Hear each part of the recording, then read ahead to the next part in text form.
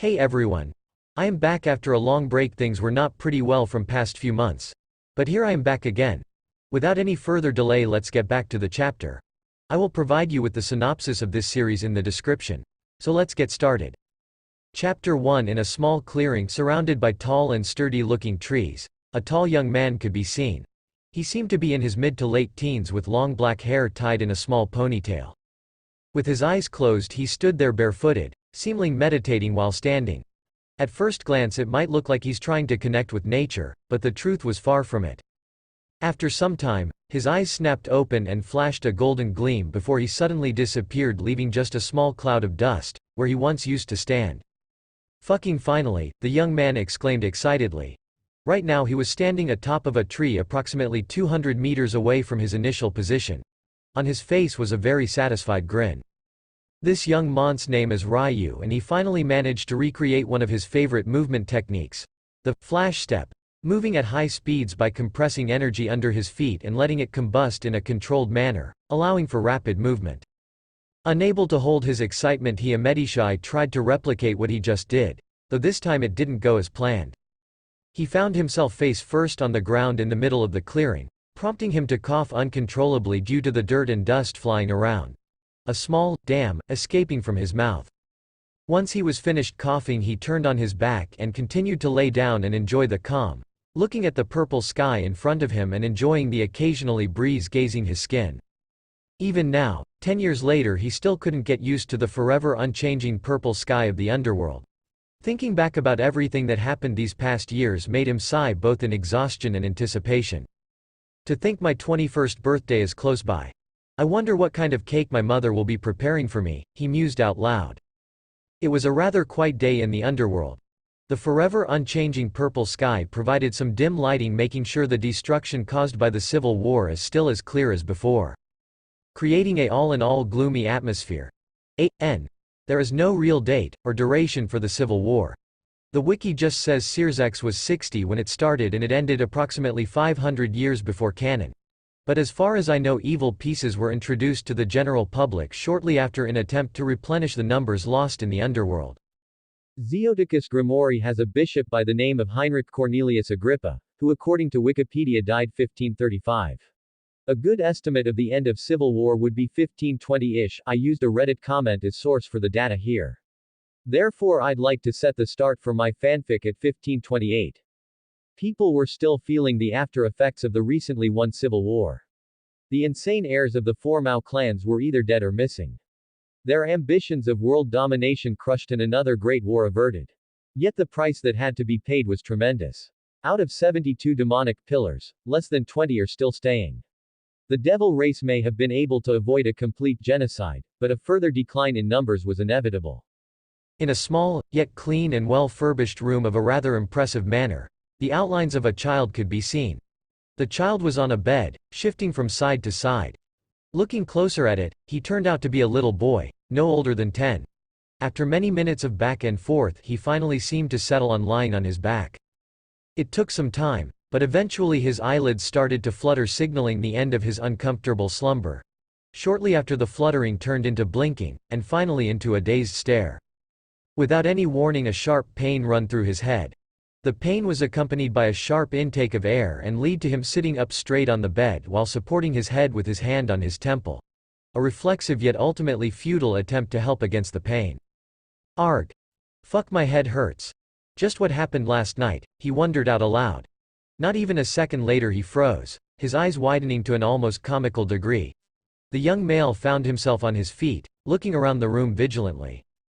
Who is there? He demanded coldly, completely ignoring the pain his head was giving him mere moments ago. The look on his face was definitely not something a 10-year-old should be capable of. It was similar to the expression of old war veterans, people who have seen and experienced a lot and are thus numbed towards many aspects of life. Though it didn't hold up too well. Identifying the source of the voice as himself, he was left dumbfounded. He just continued staying there, not really being able to comprehend why he sounded like a child until someone came into the room and finally snapped him out of his dazed state. As the door flung open, a rather distressed-looking young woman came in. She was wearing a Victorian-style maid attire. The woman had an oval-shaped face and beautiful reddish-brown colored hair. hazel-colored eyes, a cute nose and lovely pink lips. All in all, she was in someone in the cute category of the word beautiful. Taking a quick look around the room, she immediately zeroed onto the stunned boy. Ignoring his expression, she rushed over and hugged him. His first instinct was to push the unknown woman away. But something stopped him from doing so. It was a subconscious thing, making him not only trust her, but embrace the warmth she provided instead. It didn't take long for her to break into heartbreaking sobs and muttering, "What would I've done if I lost you too?" Finding himself in this extremely awkward and uncomfortable situation, all he could do was embrace her back and rub it while quietly reassuring her, "I'm all right. I won't be going anywhere." This went on for a few minutes until his headache came back full force. It got so bad that he could barely hold on to his consciousness. He knew that whoever this woman was, she'd go completely bonkers if he just fell over now. He quickly formulated a plan to get away from her. It started with a fake yawn right into her ear, followed by sleepy eye rubbing. The staggering that came from the pain made his play all the more convincing. Seeing this, she quickly asked, "Are you sleepy, Ryu?" Seeing this as his chance, he just nodded absent-mindedly, making him look even more sleepy and somewhat adorable. Not losing any time, the woman picked him and tucked him right in. Feeling the soft texture on his back, he couldn't resist the call of darkness anymore and his consciousness slipped away. The young woman saw this and was more amused than worried. To her, it just looked like a child forcing themselves to go over their limits and failing miserably, resulting in a very cute situation. She chuckled a bit and gave the boy known as Ryu a loving kiss on his forehead before finally standing up and leaving the room reluctantly. Before closing the door behind her, she gave him one last look, trying to make sure whether he's okay or not. Eventually, she closed the door with a sigh. Standing in the rather impressive-looking hallway, she came face to face with a beautiful girl. Looking in her late teens with black hair, tied into twin tails and blue eyes, petite yet well-endowed young woman. "Melissa, is Ryu-chan all right?" she quickly asked with a rather anxious look on her face. She was in fact already swaying from side to side out of worry and impatience. One wouldn't expect that this young woman was one of the greatest combatants of her race. Seeing the worried face of her employer and friend, Melissa gave her a small smile. "Indeed, thanks for asking. Though I didn't get the chance to ask him how he feels since he seemed rather sleepy. Thank you for worrying about my son, Lady Leviathan." What followed was a long and relieved sigh from the petite woman now identified as Seraphal Leviathan, formerly known as Seraphal Seatree. She was once the heiress of one of the 72 demon pillars of the underworld, but after helping win the civil war, she gave up on her birthright to take on the name of the fallen Satan Leviathan, thus bringing some stability back into the underworld. A young and talented female devil with a specialization in ice magic and manipulation. Though her relief quickly turned into a scowl. An aggrieved expression marred the face of the oh-so-cute Mao Leviathan, A.N. Mao, Demon King. "Mo, I told you many times, call me Sarah Tan," the lively little Mao exclaimed. Melissa chuckled in response to her friend's antics. She genuinely happy that her friend had found a way to overcome the depression all the bloodshed and loss brought her. A.N. Magicial girls weren't a thing shortly after the Civil War. The pain Seraphal suffered, and still suffers, is as bad as Melissa's loss of her husband during the early stages of the Civil War. A bitter expression crept upon her face and tears started gathering in her eyes. She stopped abruptly and swept them away, roughly. She couldn't allow herself to wallow in grief. After all, she still has her child, a son who needs his mother. Seraphal, seeing this, decided not to comment on it. She clearly knew what was going through her friend's head, yet chose to ignore it out of respect for her. "Melly Tan, I'm hungry." Seraphal clung to Melissa in a very childish manner and mimicked a temper trap tantrum. This once again made Melissa chuckle. "As you wish, Sarah Tan." While the two friends were lifting each other's mood, Ryu was undergoing a rather surreal experience. He suddenly found himself watching a child's birth from a third-person perspective. Given all the weird shit that happened today, he quickly came to the conclusion that he was watching his entry into the world, which was both fascinating and disgusting. After the rather traumatic experience of watching yourself being born, everything started speeding up like a fast-forward function. Fortunately, Ryu still absorbed all the information and remember everything. He quickly learned his name, the identity of his parents, and a realization of what kind of place he found himself. "Of course," he said dryly. "I'm in goddamn high school DxD without any cheat and centuries before the birth of the main cast. How sad." High school DxD was something he was rather familiar with. Even as a part-time killer he had his youthful days and cravings, and this series was one of his guilty pleasures. It had everything a young man would love. Supernatural powers, dragons, deities and boobs, with the last one being the main focus. So I've become one of those isekai characters. The real question is how and why. I can't actually remember dying.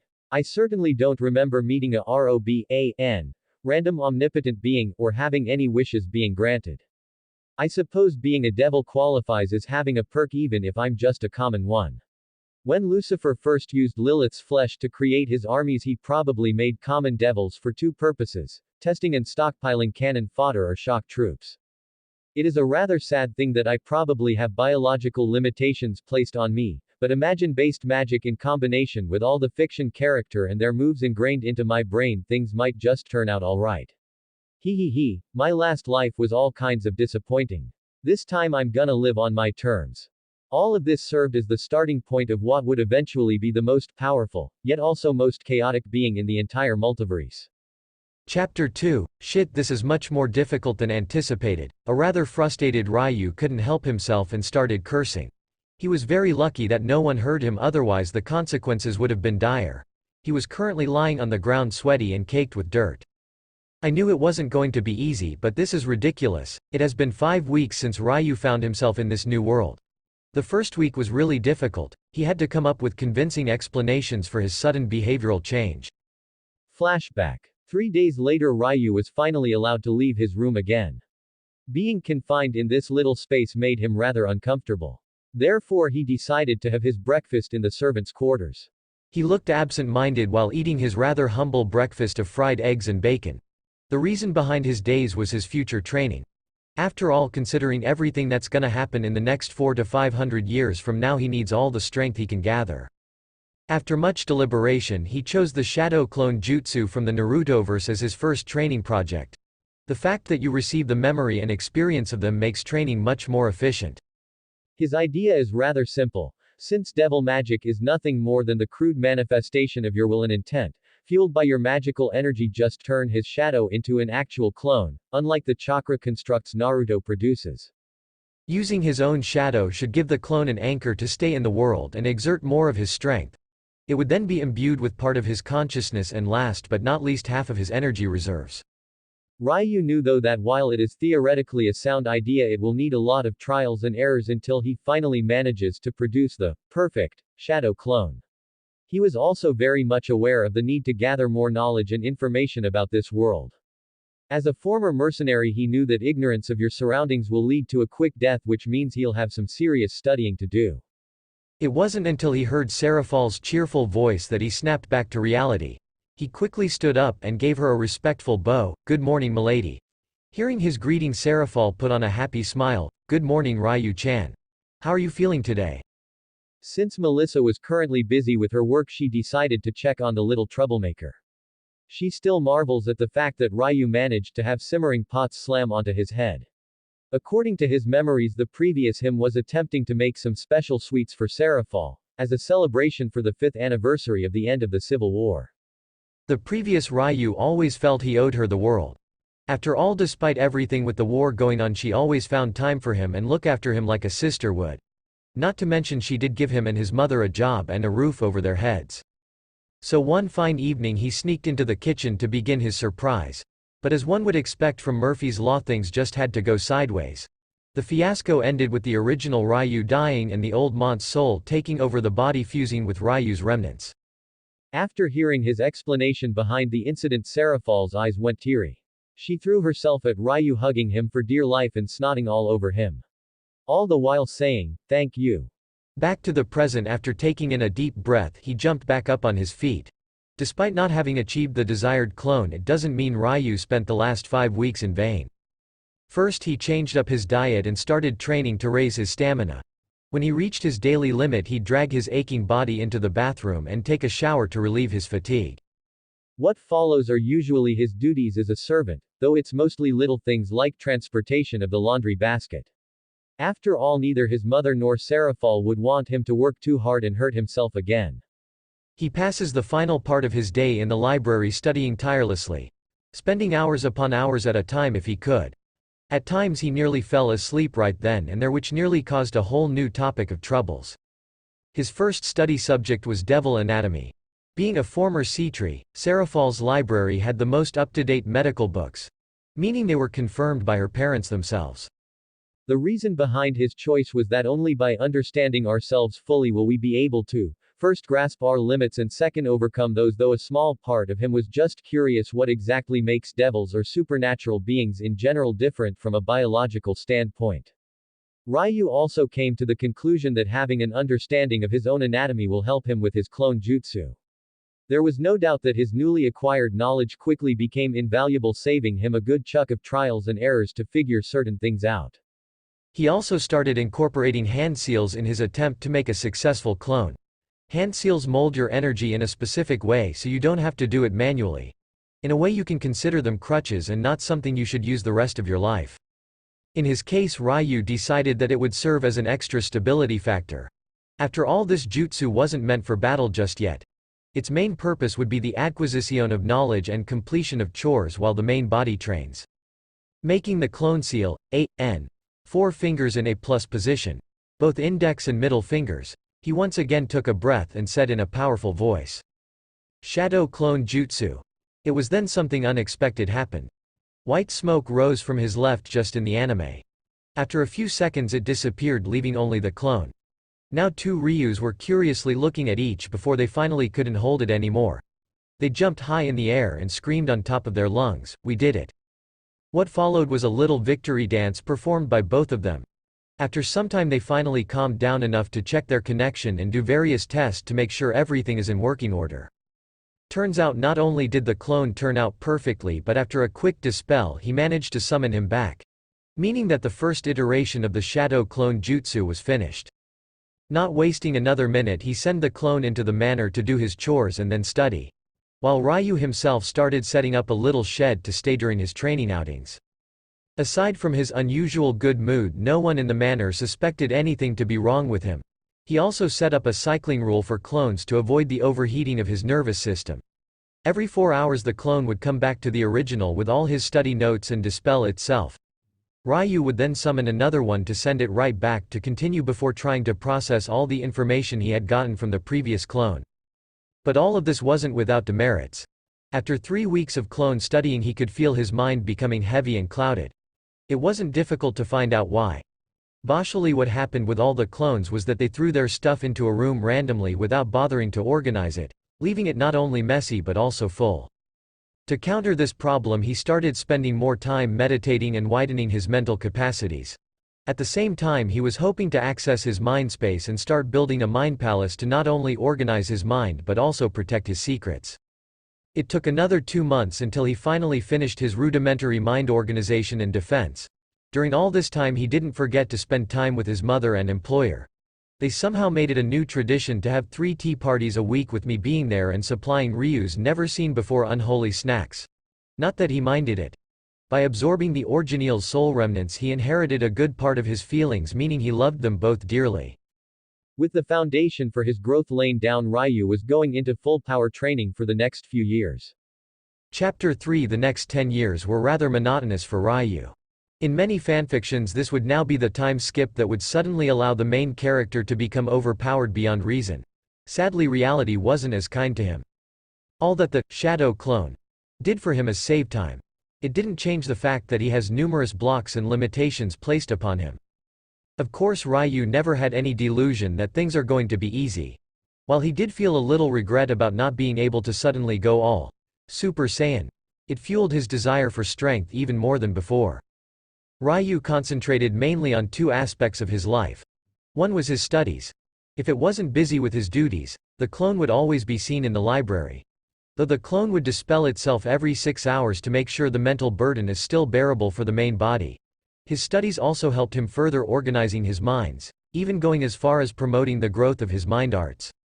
The second being his physical prowess. There were certain limitations he had to put on himself. After all he was still a child and growing, but that didn't hinder him from refining his skills. One just had to look at Saraorg, Rock Lee or Might Guy to understand just how far you can reach by specializing in physical combat. Using his past life's experience and knowledge, he quickly started getting himself accustomed on his old Earth's martial arts. He was never a prodigy or even genius, but hard work kept him reaching heights many never could have imagined. And now he makes sure to follow the same discipline in his new life. Being strict with himself is what allowed him to survive so long in his old world, despite his dangerous occupation. Now in a world 100 times more deadly, he would need to watch his back even more so than before. Things were moving along smoothly, all things considered. There were a few hiccups with his mother. He had already recognized her mental instability, after their first meeting. And things didn't really get better afterwards. It wasn't until 4 months later he decided to come clean with his mother, telling her about his wish for strength in order to survive, about the creation of his shadow clone and his plans for the future. He, of course, didn't mention anything about his reincarnation. That was a secret he'd taken to the grave. To say Melissa was not amused would be a monumental understatement. In fact, she was livid. It wasn't until she remembered the death of her beloved husband that she took a deep breath and tried to calm down. Closing her eyes, she thought over the arguments her beloved child presented her with. Being a devil, regardless if you are of common or noble birth, she understood the importance of strength instinctively. In order to live freely and securely, to enjoy all the good things life has to offer, to start a family. In the supernatural world, all these things require one thing and one thing only: strength. Her thoughts came to an abrupt halt when she thought about family. Ryuu, family. Family, children, grandchildren. A dangerous gleam passed through her eyes. Ryuu coming clean not only ignited Melissa's desire for a big family, but also fueled her obsession, making her start training whenever she finds the time with vicious tenacity. She decided to become the strongest grandmother in existence to ensure the safety of her future grandchildren. For some reason, Ryuu had shivers running down his spine after seeing the gleam in his mother's eyes. "Ryu-chan, you have my permission." She practically screamed with enthusiasm. Melissa gave her son a quick hug and rapidly disappeared from his view. "I think I just opened Pandora's box," murmured Ryuu. The first 3 years of his training were purely dedicated to understanding his capabilities and limitations. It became rather apparent that he had enhanced memories. Not quite on the level of an eidetic level where he can remember everything in the smallest detail, but good enough to remember the contents of entire books if he so desires. Training in mental arts and building his mind palace further strengthened his ability. Ryuu also found out that he was ambidextrous with high control of his body in general. This helped immensely with his parkour training. It also allowed him to keep a high degree of flexibility despite gaining more and denser muscles. Last but not least were his magical capabilities. Lucifer never bothered giving the common devils any potential or specialties. This resulted in him not only having an extremely small pool of demonic energy, which wasn't even half of the capacity a lower devil had, but also extremely poor control over it. When he tried circulating his energy in his body, it felt like trying to stir extremely thick honey. Ryuu knew that his highest priority should be working on his demonic energy manipulation. After all, it not moving and reacting like he desires is a big disadvantage.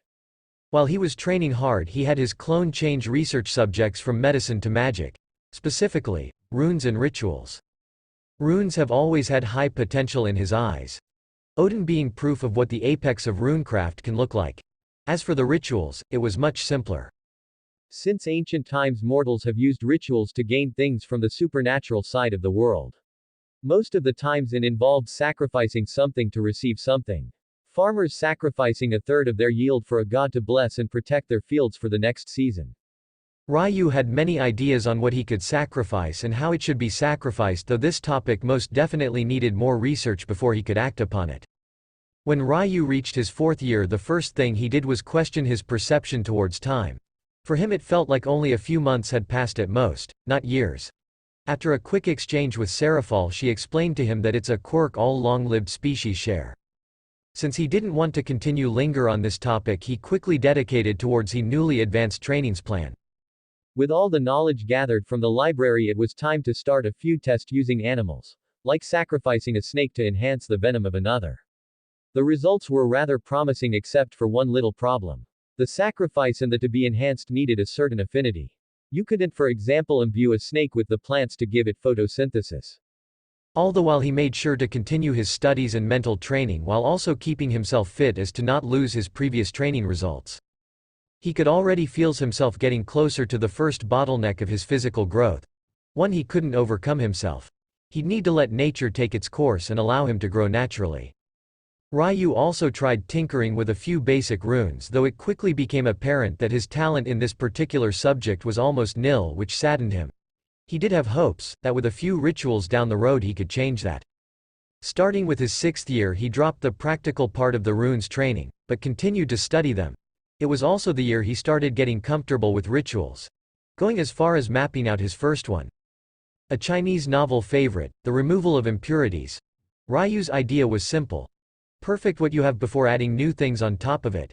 He had plans to cleanse his body, mind and soul all separately. Like any self-respecting, he knew that the Holy Trinity needed to be well taken care of in order to maximize your potential. In his 8th year he finally underwent his first ritual. The cleansing of the mind.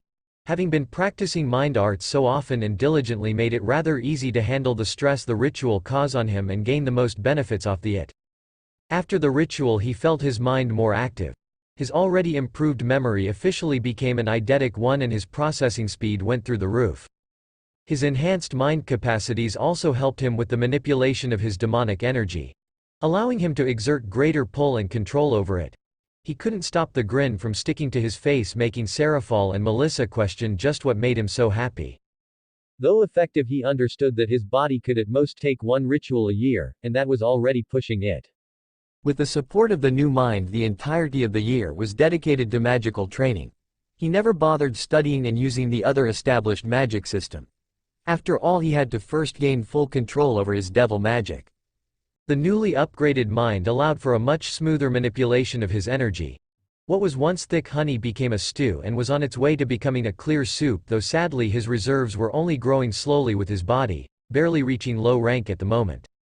That is all for this video, and do let me know if you are enjoying the series. I will soon drop the next part, if you all are engaged. So don't forget to subscribe to get a notification regarding NXT part. Till then, take care, bye.